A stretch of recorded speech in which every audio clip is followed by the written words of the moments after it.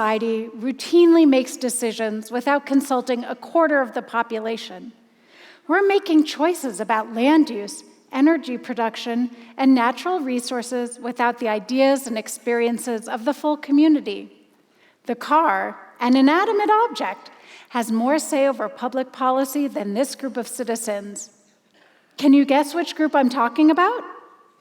It's children.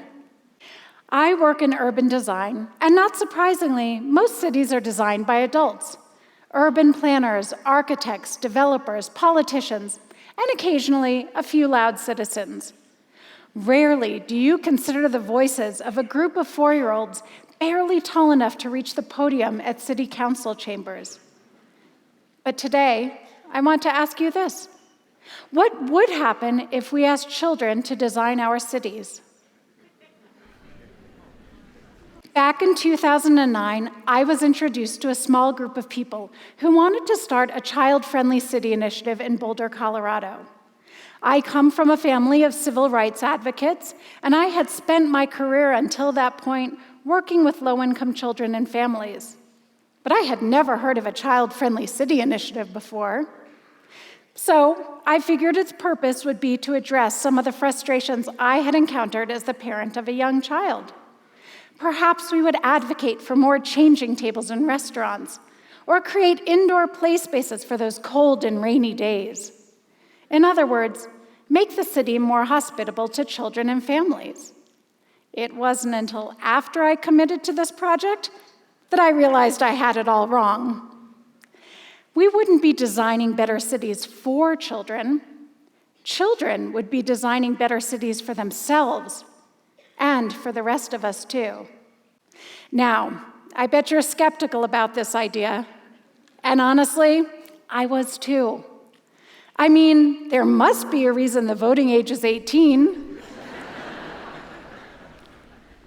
How could children possibly understand complex ideas such as the affordable housing crisis, or how to develop a transportation master plan? And even if they had ideas, wouldn't they be childish or unreasonable?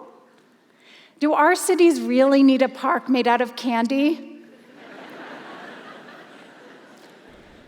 Or a bridge with water cannons that fire water onto unsuspecting kayakers below? While these concerns sound legitimate, I realized that not including children in city planning was a bigger design problem. After all, shouldn't we include end users in the design process? If we're building a park to be largely used by kids, then kids should have a say in the park's design. So with all of this in mind, we formed a program called Growing Up Boulder, and my job is to work with children ages 0 through 18 to come up with innovative city design solutions. How do we do this, you might ask? Let me give you a real example. In 2012, the city of Boulder decided to redesign a large downtown park known as the civic area. The space is bounded by a farmer's market on one end, Boulder Public Library on the other end, and by Boulder Creek, which runs through the middle. The space needed a new design to better handle the creek's inevitable flash floods, restore a sense of safety to the area, and support an expanded farmer's market. So from 2012 through 2014, we engaged more than 200 young people in the process, ranging from preschool through high school students. First, we visited children in their classrooms and presented the project, what it was, why their ideas mattered, and what would happen with their recommendations. Before we could influence them, we asked children to record their ideas based on their own lived experiences. Then, we asked children to go on a field trip with us to document what they liked and didn't like about the space using photography. Through green picture frames, students highlighted what they liked about the space, such as college students tubing down the creek. Then they flipped those frames over and used the red side to highlight things they didn't like, such as trash. Our 6th grade students studied the civic area by researching sites with similar challenges from around the world.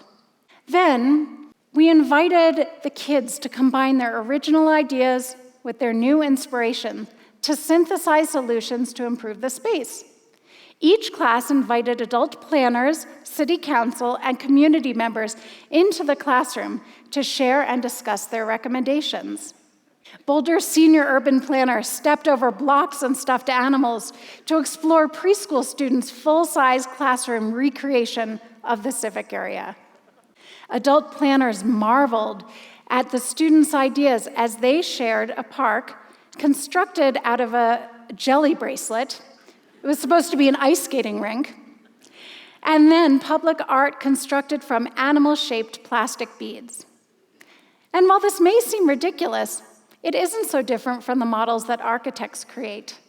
Now, fast forward 4 years, and I am pleased to report that many of the children's ideas are being implemented in the civic area.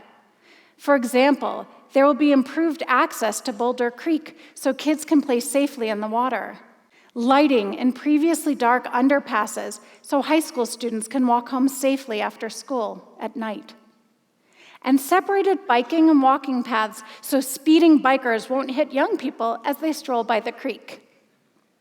My daughter and I even skated on a new, child-requested, ice skating rink last winter. Were all of the kids' ideas implemented at the civic area? Of course not. Democracy is a messy process. But just as a reasonable and well-informed adult does not expect all of her ideas to be utilized, neither does a 9-year-old. We've now been using this process for 8 years, and along the way, we've found some incredible benefits to designing cities with children. First of all, kids think differently from adults, and that's a good thing. Adults think about constraints. How much time will a project take? How much money will it cost? And how dangerous will it be? In other words, are we going to get sued? It's not that these constraints aren't real, but if we kill off ideas from the beginning, it limits our creativity and dampens the design process. Kids, on the other hand, think about possibilities. For kids, the sky is the limit, literally. When we worked with middle school students to design teen-friendly parks, they drew pictures of skydiving, hang gliding, and jumping from trampolines into giant foam pits. Some of this sounds far-fetched, but the commonalities among the activities revealed an important story. Our adolescents wanted thrill-seeking opportunities, which makes perfect sense given their developmental stage in life. So our task as connectors between inspiration and reality was to point them towards activities and equipment that actually could be installed in a park. This is exactly what parks in Australia have done with their extensive zip lines and their 30-foot-tall climbing towers. When kids dream up a space, they almost always include fun, play, and movement in their designs. Now, this is not what adults prioritize. But research shows that fun, play, and movement are exactly what adults need to stay healthy too. Who wouldn't enjoy a treehouse containing a little lending library and comfortable beanbag chairs for reading? Or what about a public art display that sprays paint onto a canvas each time you walk up the steps? In addition to fun and play, children value beauty in their designs. When tasked with designing dense, affordable housing, kids rejected the blocks of identical beige condominiums so many developers favor, and instead put bright colors on everything, from housing to play equipment. They placed flowers between biking and walking paths, and placed benches along the creek so kids could hang out with their friends and enjoy the tranquility of the water. Which leads me to nature. Children have a biological need to connect with nature, and this shows up in their designs. They want nature right in their backyards, not 4 blocks away. So they design communities that incorporate water, fruit trees, flowers, and animals into their common spaces on site. This is logical because 5-year-olds today are rarely allowed to walk 4 blocks to access a park by themselves. And nature in one's immediate environment benefits everyone, since it has been shown to have restorative effects for all ages. It may come as a surprise, but we even take into consideration the desires of our littlest citizens, babies and toddlers. From toddlers, we learn that the joy of walking comes from what you discover along the way. When they evaluated the walkability of Boulder's 19th Street corridor, toddlers spent long stretches exploring leaves in a ditch and sparkles in the sidewalk. They reminded us to slow down and design a path where the journey is as important as the destination. In addition to trees and plants, kids almost always include animals in their designs. Insects, birds, and small mammals figure prominently into children's pictures. Whether it's because they're closer to the ground and can see the grasshoppers better than we can, or simply because they have a greater sense of empathy for other beings, children almost always include non-human species in their ideal worlds. Across the board, children are inclusive in their city planning.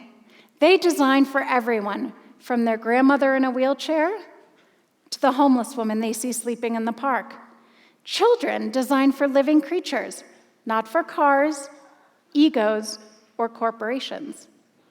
The last and perhaps most compelling discovery we made is that a city friendly to children is a city friendly to all. Bogota, Colombia Mayor Enrique Peñalosa observed that children are a kind of indicator species. If we can build a successful city for children, we will have a successful city for all people. Think about it. Kids can't just hop in a car and drive to the store. And most kids can't afford an expensive lunch at a nearby cafe. So if we build cities that take into consideration their needs for alternative forms of transportation and for cheaper food venues, we meet the needs of many other populations too. The more frequent and more affordable bus service, so desired by our youth, also supports the elderly who wish to live independently after they can no longer drive cars. Teens' recommendations for smooth, protected walking and skateboarding paths also support the person in a wheelchair or the parent pushing a new stroller. So to me, all of this has revealed something important, an important blind spot. If we aren't including children in our planning, who else aren't we including? Are we listening to people of color, immigrants, the elderly, and people with disabilities or with reduced incomes? What innovative design solutions are we overlooking because we aren't hearing the voices of the full community? We can't possibly know the needs or wants of other people without asking.